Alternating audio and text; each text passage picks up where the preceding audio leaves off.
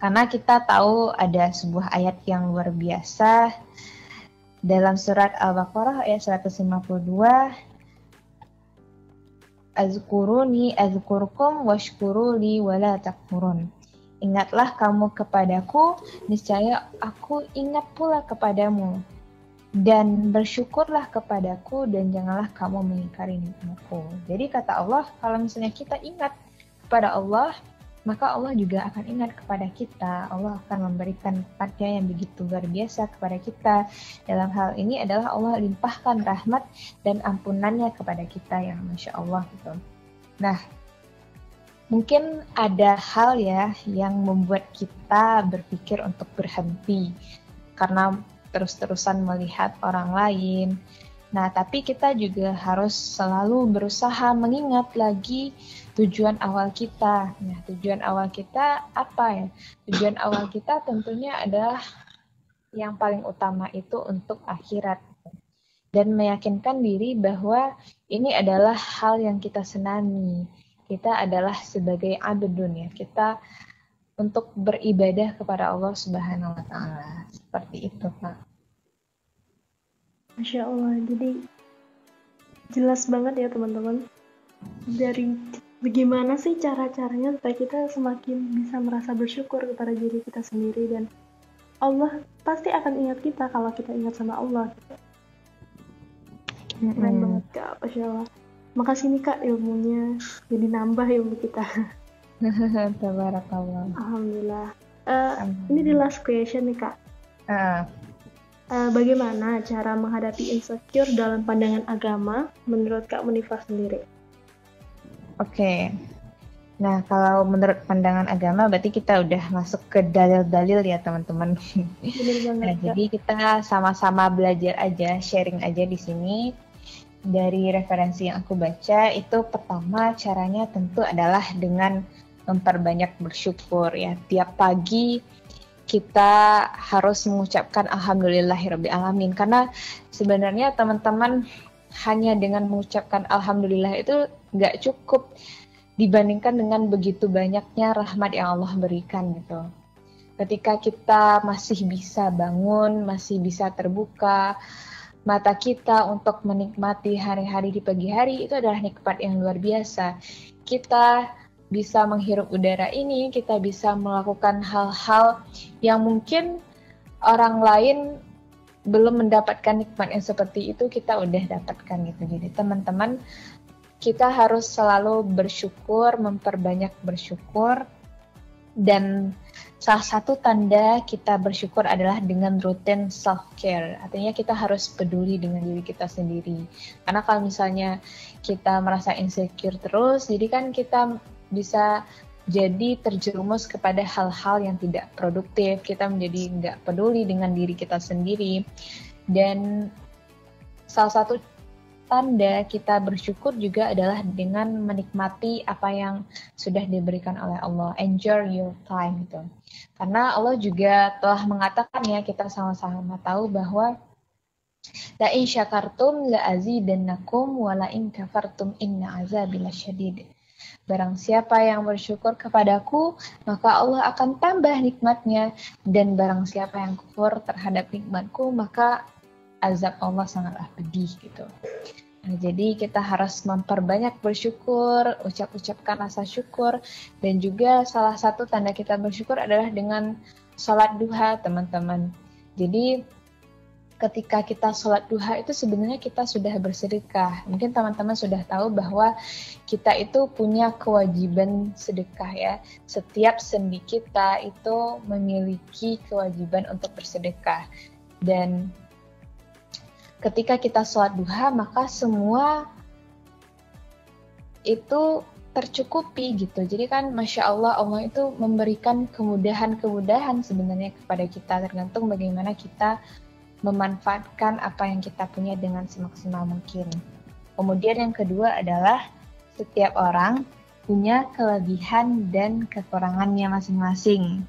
Nah, itu ada dalam surat Ar-Rum ya. Coba kita buka bareng-bareng surat Ar-Rum ayat 22, di mana di sana Allah menjelaskan bahwa bisa jadi nih teman-teman, mungkin bagi yang muslimah ya, insecure terhadap fisiknya, mungkin kulitnya gelap nih, terus dibandingkan dengan orang yang kulit putih gitu, merasa minder dan sebagainya. Nah, padahal bisa jadi itu adalah tanda-tanda kebesaran Allah. Bisa jadi kekurangan kita yang menurut kita itu kekurangan, itu adalah kelebihan bagi orang lain. Orang-orang pengen kulitnya seperti kita ternyata, tapi karena kita minder juga melihat orang lain yang putih, jadi itu kita merasa jadinya itu adalah sebuah kekurangan. Nah, padahal Allah telah mengatakan bahwa di antara tanda-tanda kekuasaannya itu adalah berlain-lainan warna kulit kita gitu. Nah, kemudian yang ketiga adalah kita harus yakini bahwa yang menurut kita buruk itu belum tentu buruk, ya kan? Nah, boleh jadi kita membenci sesuatu padahal itu adalah baik bagi kita dan sebaiknya. Itu ada dalam surah Al-Baqarah ayat 216. Jadi mungkin ketika kita merasa insecure, kita merasa wah enak ya jadi dia gitu. Padahal kita nggak tahu di baliknya kan, apalagi di sosial media ini semua orang bisa saja terlihat untuk pura-pura baik-baik saja gitu.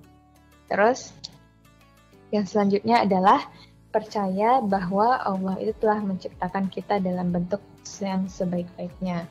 Laqad khalaqnal insana fi ahsani taqwim.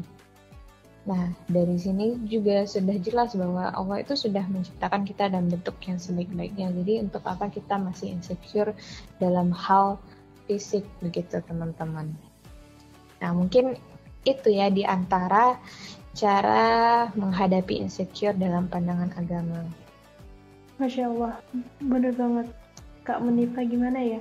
Kayak semua masalah tentang insecure ini ada dalam Al-Quran dan itu membuat hati kita jadi tenang gitu. Apa sih yang kita cari di dunia ini? Apa sih yang kita rasakan? Allah sudah memberikan yang terbaik untuk kita gitu kan Kak? Betul. Apalagi yang kita nilai salah, belum tentu itu salah. Belum tentu itu buruk gitu. Masya Allah. Makasih banyak Kak jawabannya. Ini kayak tips and trick gitu Kak. Benar banget, Masya Allah. Alhamdulillah, Masya Allah. Untuk sebelum kita mengakhiri podcast kita nih Kak, ada kata-kata terakhir atau ada pesan-pesan buat teman-teman kita ini Kak? Oke, kata-kata terakhir ya. Sebelum menutup podcast maksudnya Kak. Siap. Ya, jadi bagi teman-teman semua yang mendengarkan podcast ini,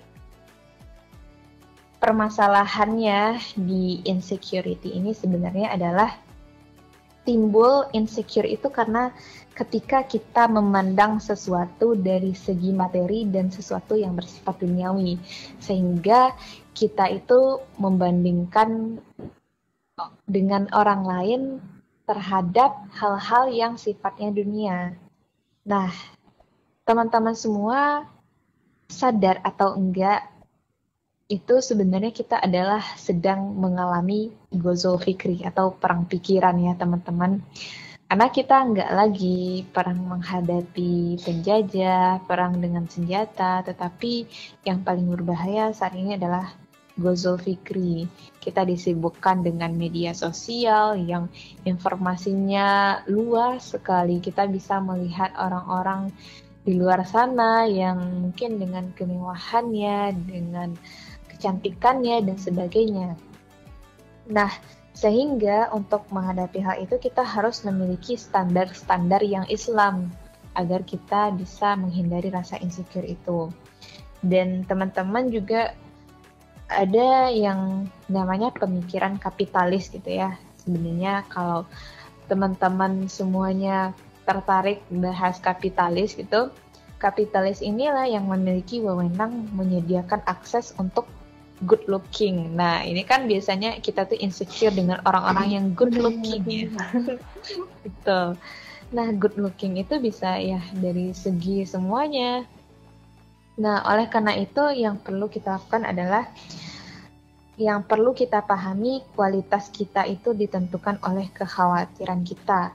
Apakah kita khawatir besok mau makan apa?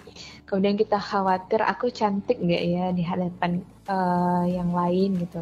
Atau kita memiliki kekhawatiran terhadap anak-anak Palestina yang saat ini lagi hangat-hangatnya gitu ya.